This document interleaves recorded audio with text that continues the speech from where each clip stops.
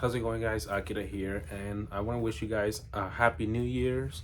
Um, I know that I uploaded this later. I was planning to upload it on the 1st of January, but holidays and stuff, so this will come out after January 1st. But regardless, happy New Year, guys. I hope you guys had a great Christmas, a great New Year's celebration, and yeah, let's get on with it. Today's topic is my top 10 games of 2024. Now, this is just a list of games that I like, games that I thought were amazing, and the games that I played in 2024 that came out in 2024. Um, and yeah, and I guess the game of the year, my personal game of the year would be the number one spot, right? I'm assuming this is how things work. But yeah, before we start the list, obviously I haven't played every single game that came out in 2024. I can't play every single game that came out in 2024. I know I will leave off some amazing big titles like Metaphor and Black Myth Wukong. I'm sure I would love those games whenever I get the chance to play them, but I unfortunately have not played them. So if you see your favorite game not in this list, or a big title like I just mentioned, Metaphor or Black Myth Wukong, that's probably the reason why it's not there, because well, I can't play every game in within 365 days. But regardless, this is my top 10 list. Here we go. At number 10 here, we have Lego Horizon Adventures for the PlayStation 5 and the Switch. I also own this on the Switch as well.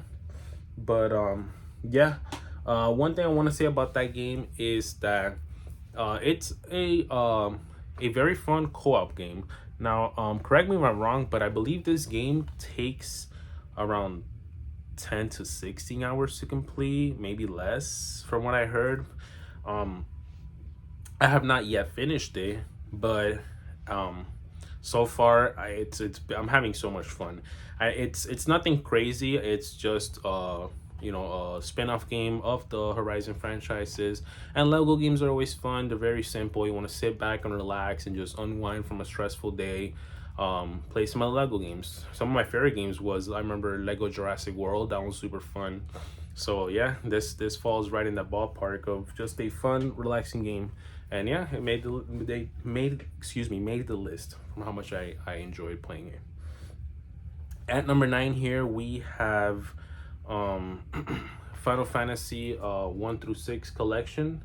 I know that this game in particularly came out in the late end of 2023, but from what I remember, it was like a weird limited like release where you can only either get it on PlayAsia or through the Square Enix store, which was just very weird, and it was very um how do I say this? It was very hard to find a physical copy. You could get it digitally, but I support physical. Um, and so unless you were willing to pay like over 200 bucks, I think it was like a 175 or $200 at one point, probably even more. If you were to check the eBay prices, this game it was asking a very high price on eBay and places like that. But they finally did a reprint of this game in 2024. So I know this is technically like a uh, a 2020 a late 2023 game, but I guess if you're counting a mass production retail release, it would be 2024. So I guess that's why I include it in this year's, because majority of the people who bought this game couldn't get their hands until 2024.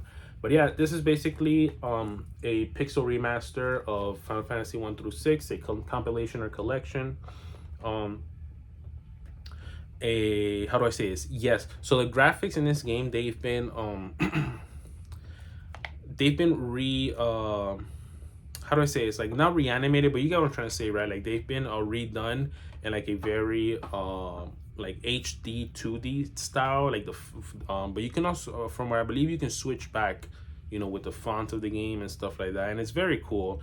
I usually would try to keep it the old style, but there were some times where I would mess and then put the new style and then compare it to, and it was very fun. I know it's just a compilation of like old games, but from the changes that they've done to this, I personally think that this warrants a spot in the top 10 list as like its own game ish.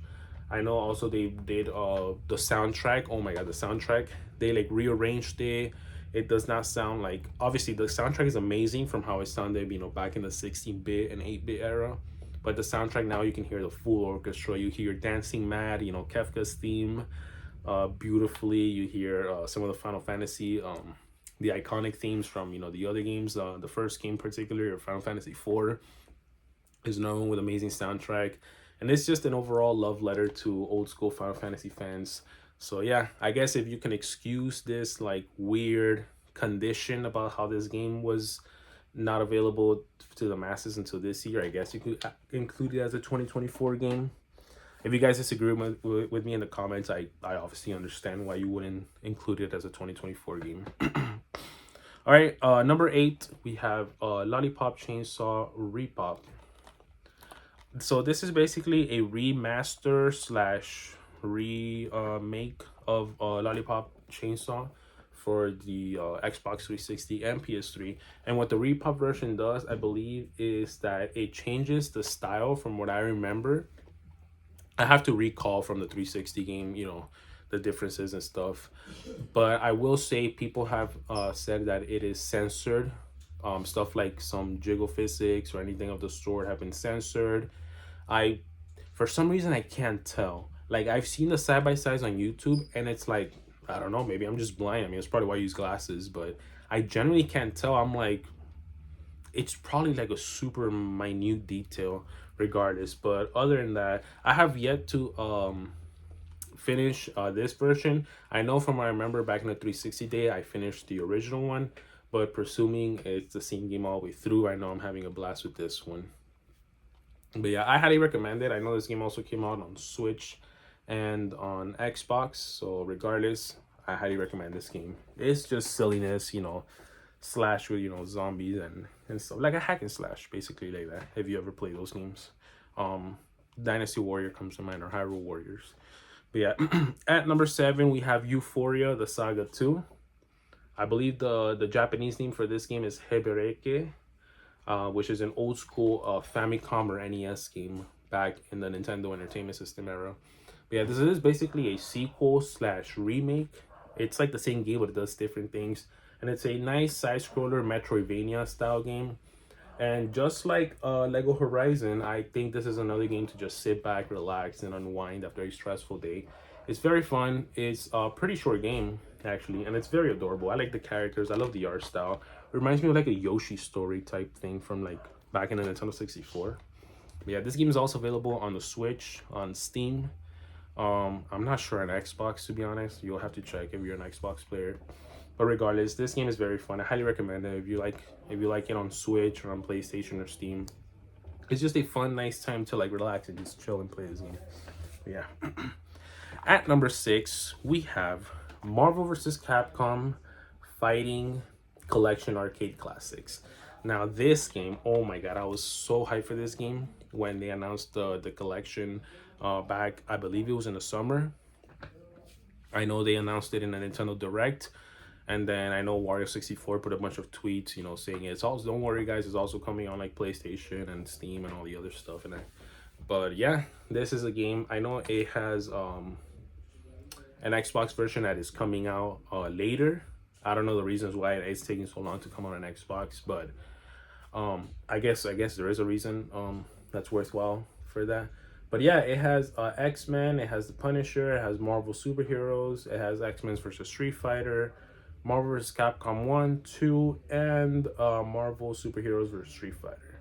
Obviously, we know the star of the show of this game would be Marvel vs. Capcom 2, as since that game is a very hard game to find on like used game stores or eBay or secondhand market. It's a very expensive game, especially the Dreamcast version. That Dreamcast version is like $150.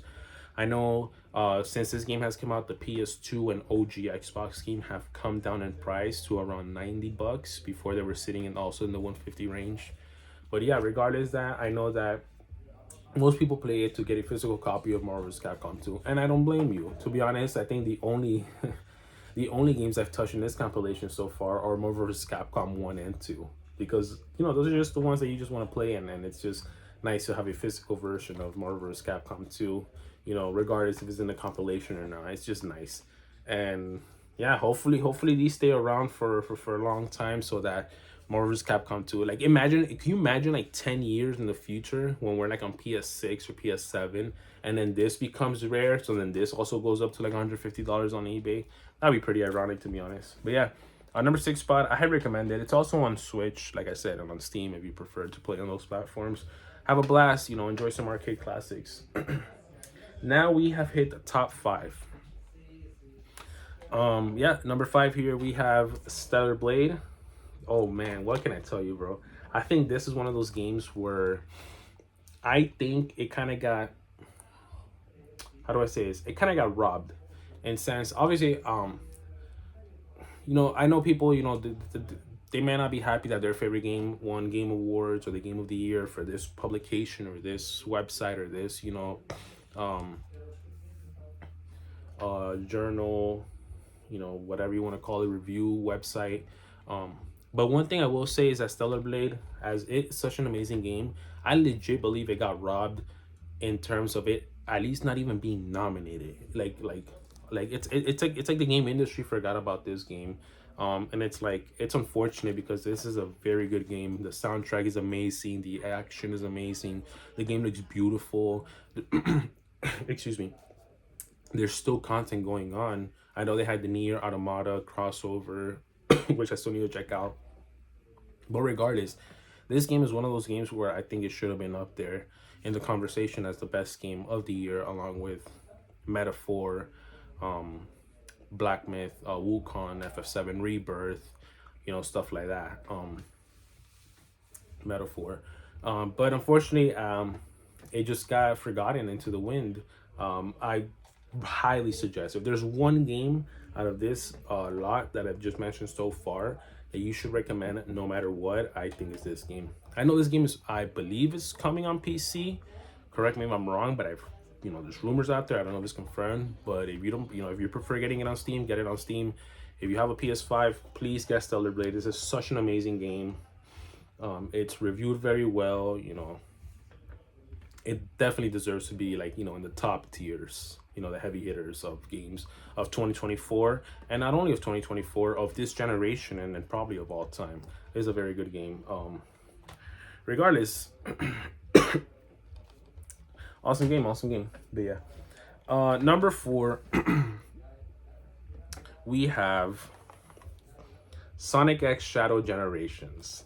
So yeah, this game is, wow. You would think it would just be like a remastered of Sonic Generations, but no. It's Shadow portion of the game. It's this whole campaign. It refines the Sonic and the Shadow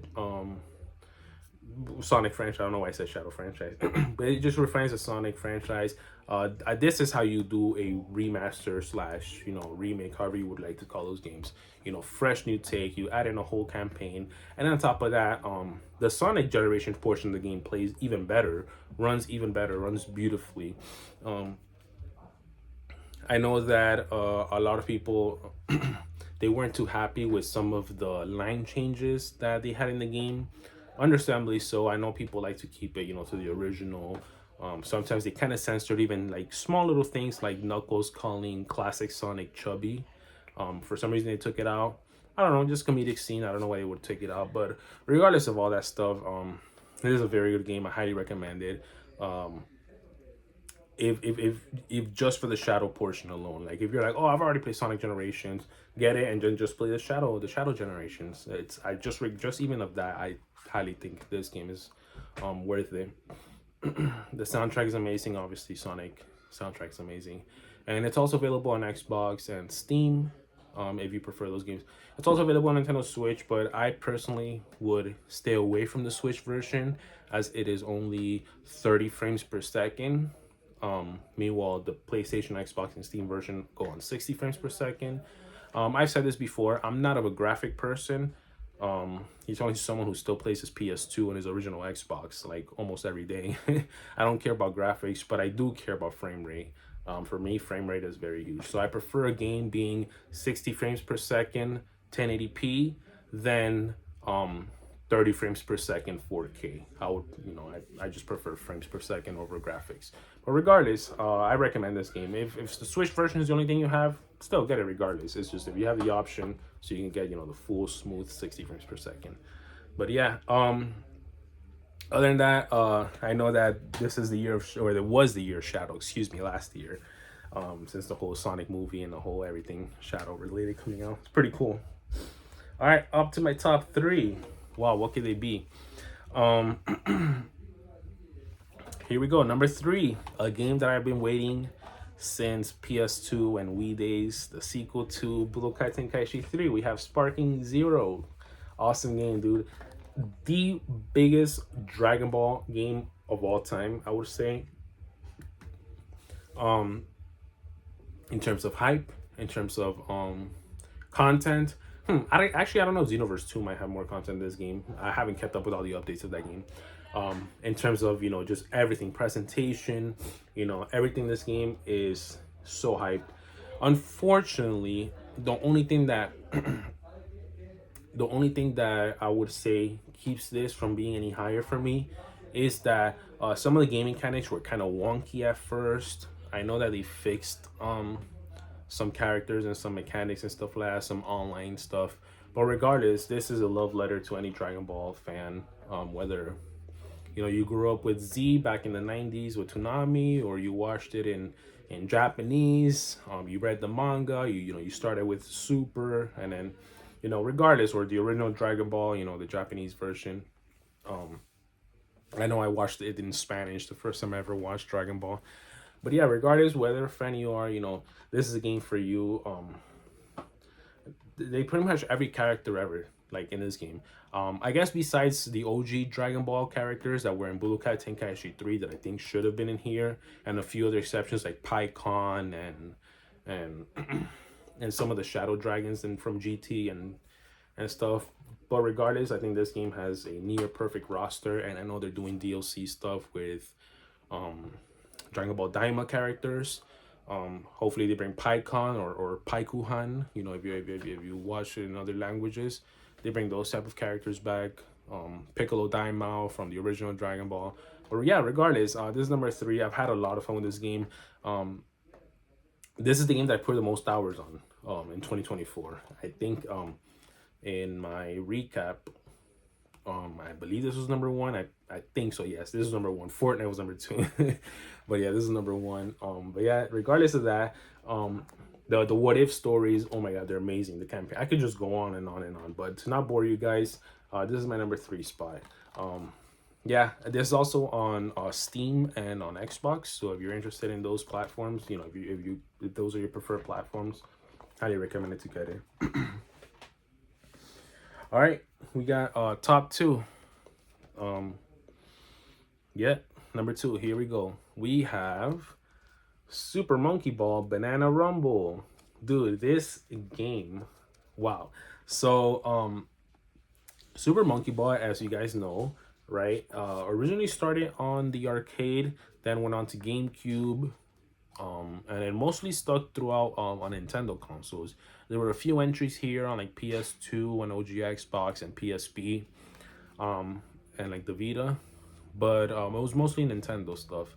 Then it went dormant and in like 2011, 2012, with the last games being on the 3DS and the Vita. Then in 2019 it came back, and they came back. And they came back as most franchises who've been dormant do, which is a smart way, which they come back with a remake or a remaster of an old game to test the waters to see if there's still interest in the franchise. So in 2019, when they came back, they did Banana Blitz HD, which is a remake or remaster, however you want to call it, of Banana Blitz on Wii. And they put it on the PlayStation, PS4 at the time, obviously 2019, PS4, Xbox One, and Switch, and PC. And it did well enough that then they did Banana Mania. which is basically a compilation of Super Monkey Ball 1, 2, and Deluxe, all together, and they called it Super Monkey Ball Banana Mania. And that one also came on like PS4, PS5, Xbox, Xbox Series X, Steam, and Switch. And then I guess I did very well that they came out with Banana Rumble. And Banana Rumble, for some reason, it's probably through like a Nintendo and Sega deal. It's exclusive to the Switch, but I would assume that the PlayStation and an Xbox version is coming out soon. But regardless, I highly recommend this game. I think to this day, this is the best party game of all time, bar none, more than Mario Party. And yeah, I highly recommend this. This is my number two spot. This would be my favorite game of the year if it wasn't for number one. But yeah, Monkey Ball number two. All right, and number one, my favorite game of the year, would my personal favorite game of the year, it would be Astrobot. Now, I know that in Jeff Keighley's presentation at the Game Awards, Astrobot got Game of the Year, and I believe in other publications and other game review websites and stuff like that, Astrobot also got Game of the Year. So I know that tons and tons of other places have been giving Astrobot the Game of the Year, which is really good to see. Not only is this also my favorite game of the year, it is probably also my favorite game of the generation, and definitely my favorite game on the PS5. This game is just an amazing love letter to fans of gaming in general. For starter, it's a 3D platformer, which unfortunately we don't see too many of them nowadays. I know that the most recent ones that I can think of the back of my head are stuff like Ratchet and Clank Rift Apart, Sackboy: A Big Adventure, and even then, last gen, stuff like Ukulele, Super Mario Odyssey, stuff of that nature. I'm probably forgetting a few examples here and there, but yeah, um yeah, it's a 3D platformer. We don't see many of them. And on top of that, this also sends a message to not only Sony but the game industry in general, where fun, low budget games that just prioritize on having fun and just making the game complete off the disc, worth $60 and you get a full experience.